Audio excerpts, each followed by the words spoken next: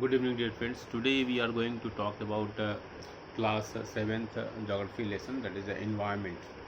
So, what is environment?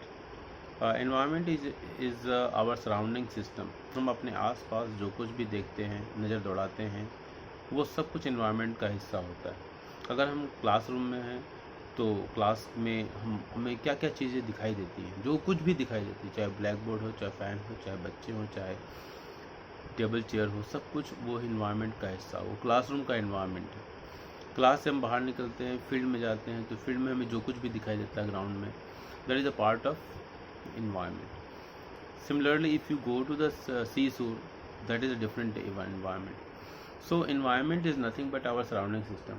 तो हम environment में क्या चीज़ें देखते हैं, तो अगर हम इन्वायरमेंट को देखें तो इन्वायरमेंट के जो 3 कंपोनेंट होते हैं, नेचुरल जो इन्वायरमेंट कहते हैं, नेचुरल इन्वायरमेंट, तो इसके कंपोनेंट जो है हमारा वो नेचुरल इन्वायरमेंट है, ह्यूमन इन्वायरमेंट है और ह्यूमन मेड इन्वायरमेंट है।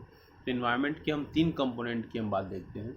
नेचुरल, सो इन्वायरमेंट के हमारे 3 कंपोनेंट हुए, कौन कौन से? Natural environment, human environment and human made environment.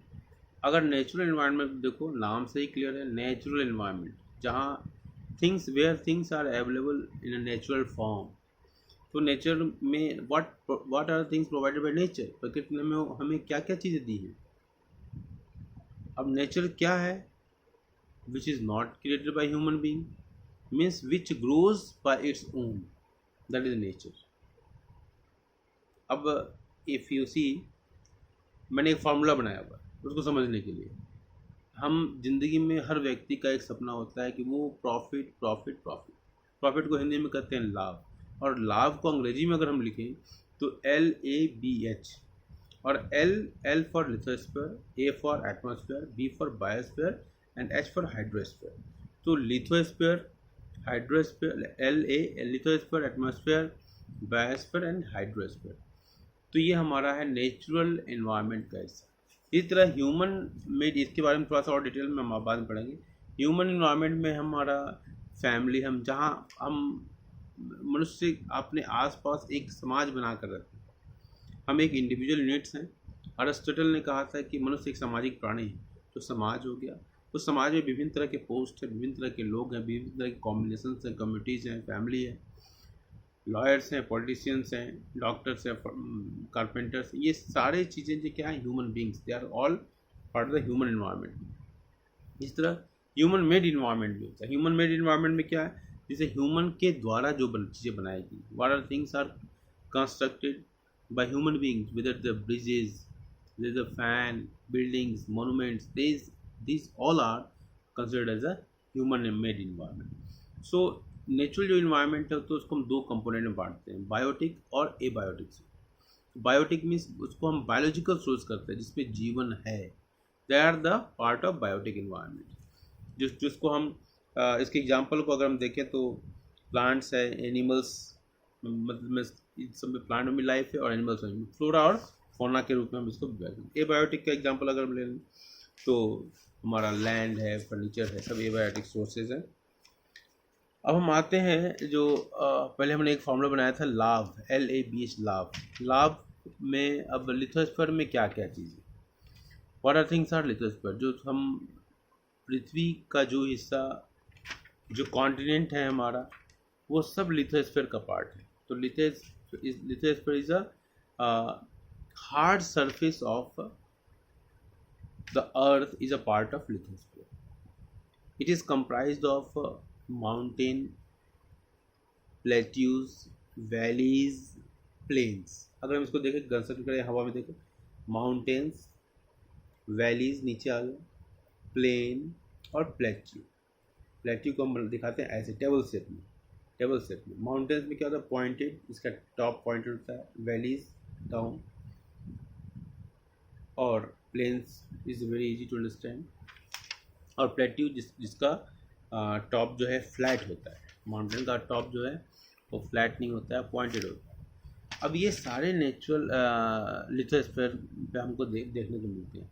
और आप ये सोच लीजिए कि लिथोस्फीयर हमारे जीवन में कितना महत्वपूर्ण है। It is very important in our life because we get the lots of minerals अगर आपको याद होगा कि दक्षिण भारत में कोलार माइंस गोल्ड, और India was a very rich country.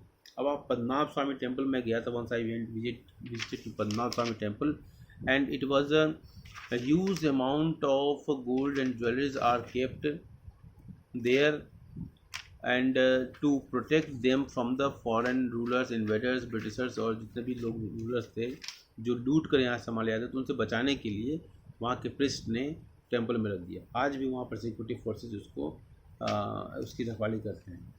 तो lithosphere is the source of minerals, and now lithosphere के बाद हमारा आता है atmosphere. Atmosphere is what, a surrounding system of air around the earth.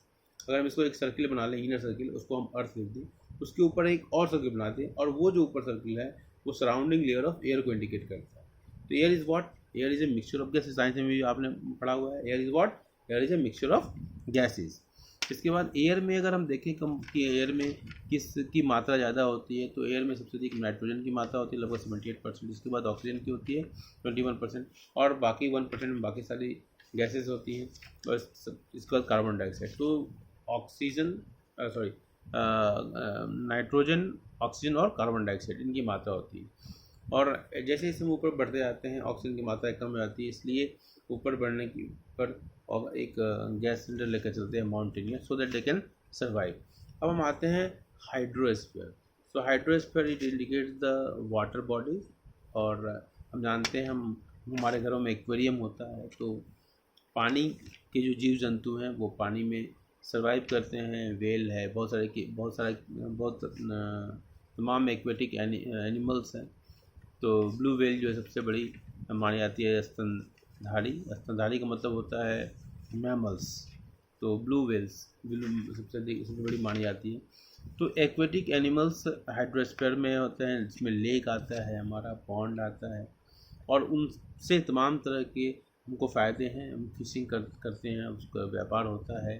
डॉगर bank बहुत बड़ा फेमस है, ग्रेट बैंक, और जहाँ पर गर्म और ठंडी जलधाराएँ, और आगे की लेसन से पढ़ेंगे आप, जहाँ पर हॉट और कोल्ड स्ट्रीम्स मिलती हैं, वहाँ पर प्लैंकटन नाम का एक पौधा होता है जिसको मछलियाँ खाती हैं। तो वहाँ पर बहुत बड़ी मात्रा में मछलियाँ होती हैं, और उसको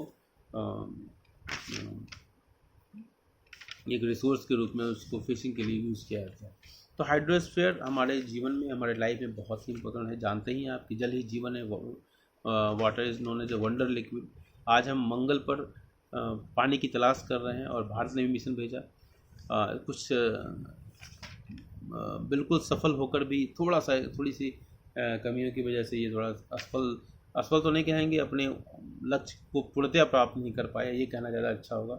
क्योंकि दिन रात की मत हमारे प्रधानमंत्री यहाँ रात भर वहाँ जगह रहे साइंटिस्ट का उत्साहवर्धन करने के लिए, और एक बहुत बड़ी घटना थी पूरे देश के लिए। तो हाइड्रोस्फीयर हमारा जो है बहुत ही महत्वपूर्ण है, it's very important significant part in our life. ये हमारे किसानों की ज़िंदगी को बनाने के लिए, इंडस्ट्रीज़ में इसकी ज़रूरत होती है, और घर में तो ज़रूरत होती है। आप खाना खाते हो, चावल बनाते हो, दाल बनाते हो, मम्मी कपड़े साफ़ करती हैं, तो ये हाइड्रोस्फीयर। और इसका बाद बायोस्फीयर। बायोस्फीयर एक इज नैरो जोन। अगर हम एक 3 सर्किल बनाते हैं, एक सर्किल, दूसरा सर्किल, और फिर एक तीसरा सर्किल, इस तरह से बनाते हैं कि तीनों सर्किल एक हिस्से में टच कर जाएँ। अगर इसको हम दिखाना चाहें तो हम इसको दिखा सकते हैं आपको। तो वो जो नैरो जोन होता है, that narrow zone is a biosphere. तो biosphere is a narrow zone which comprises the atmosphere, lithosphere and hydrosphere. अगर हम इसको दिखाना चाहें तो हम इसको इस रूप में दिखा सकते हैं। आप देख लीजिए आपके पेपर। तो ये जो शेडेड पार्ट है दैट इज़ अ बायोस्फीयर। तो ये इसको लाइफ सपोर्टिंग सिस्टम भी कहते हैं, ये लिविंग वर्ल्ड भी कहते हैं इसको।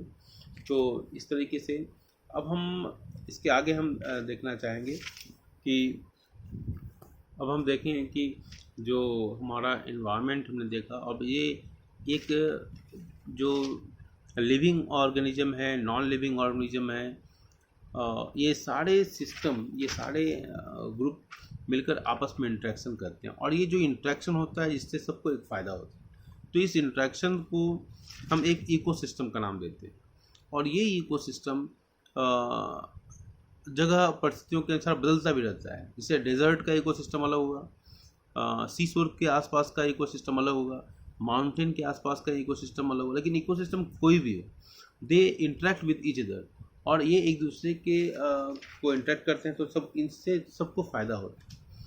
अब हम इस ह्यूमन जो इन्वायरमेंट है, ह्यूमन इन्वायरमेंट में human being, they are interacting with the lithosphere, they are interacting with the atmosphere and hydrosphere, and they are affecting it. अब जैसे मान लो कि हम human being, human made resources बहुत ज़्यादा बन जाए, जैसे मान लो कि फैक्ट्रीज है, ह्यूमन मेड रिसोर्स है। अगर ह्यूमन मेड रिसोर्स ज़्यादा है तो मतलब फैक्ट्री है तो फैक्ट्री से पोल्यूशन होगा, अगर पोल्यूशन ज़्यादा होगा तो ये एटमॉस्फेयर को डैमेज करेगा, अगर एटमॉस्फेयर डैमेज होगा तो ये इसका इम्पैक्ट हमारे हाइड्रोस्फीयर पर भी पड़ेगा।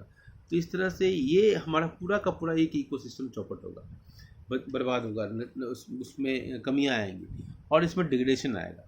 अभी हम जैसे कोरोना के स्टेज में हैं, तो कोरोना की वजह से हम सारे ह्यूमन बीइंग जो है घर के अंदर हैं, तो ये देखा जा रहा है, बहुत सारे वीडियो क्लिप्स आ रहे हैं कि जानवर सड़कों पर घूम रहे हैं, पेंगुइन तक को भी देखा गया। तो ये फ्रीडम महसूस कर रहे हैं, और उसकी वजह से क्या हुआ, चाहे पेरिस हो, चाहे बीजिंग हो, चाहे इंडिया हो, झील हो, नदियाँ हो, हर जगह सफाई बढ़ गई है, और जो एनिमल्स कभी इंटरेक्ट नहीं करते, चाहे वो सब सारे एनिमल्स बाहर निकल रहे हैं। तो इन्वायरमेंट में एक ये जो इकोसिस्टम को हमने बर्बाद किया हुआ था, उस नेचर को एक लाइफ मिली है इस कोरोना की वजह से। एक पॉजिटिव इम्पैक्ट हम निकालना चाहें तो ये निकाल सकते हैं। हालांकि इसमें आजकल ये माना जा रहा है कि इसमें ये ह्यूमन मेड, अभी जापान के एक साइंटिस्ट ने बताया कि ये कोई भी वायरस होता है एक ख़ास परिस्थितियों में ही वो जन्म लेता है, अगर नेचुरली जन्म लेते हैं, और ये वायरस नेचुरल नहीं है, इसलिए कि ये चाइना की जो कंडीशंस थी उससे एडवर्स कंडीशंस डेजर्ट की है, हॉट डेजर्ट की है, वहाँ भी ये स्प्रेड हो रहा है। मतलब ये वायरस हर तरह की परिस्थितियों में डेवलप हो रहा है। इसका मतलब ये क्या, ये कृत्रिम वायरस है, इसको बनाया गया है, इसको डेवलप किया गया, और आज इसके चाइना के ऊपर बहुत आरोप लग रहे हैं। खैर, तो अगर हम ह्यूमन इस इन्वायरमेंट को प्रोटेक्ट करना चाहें बच्चों, तो हमको ये मान के चलना पड़ेगा कि हमें क्या करना पड़ेगा। हमें कंजर्वेशन ऑफ रिसोर्स की बात करनी पड़ेगी, हमको रिसोर्स के जुडिशियस यूज की बात करनी पड़ेगी। हम रिसोर्स को उतना ही लें, जिससे कहा जाता था, हमारे वेदों की संस्कृति थी, अंतरिक्ष शांति, विद्युत शांति, द्वैत शांति, शांति शांति शांति। तो हमको इस पृथ्वी की शांति के लिए, पर्यावरण की शांति के लिए ज़रूरी है कि हम रिसोर्स को उतना ही प्रयोग करें जितनी हमकी ज़रूरत है। महात्मा बापू का एक कथन मुझे आता है कि nature has provided everything for our need but not for our need. इन्हीं बातों के साथ मैं अपने इस अध्याय की समाप्ति करना चाहूँगा, और इसके बाद मेरा जो नेक्स्ट वीडियो होगा इसी पर मैं क्विज करूँगा। आप क्विज में ज़रूर पार्टिसिपेट करें और अपने आंसर तो उसमें ज़रूर मेंशन करें रिमार्क्स में, और अगर आपको अच्छा लगे तो मैं इस तरह की वीडियो और बनाऊँगा। धन्यवाद।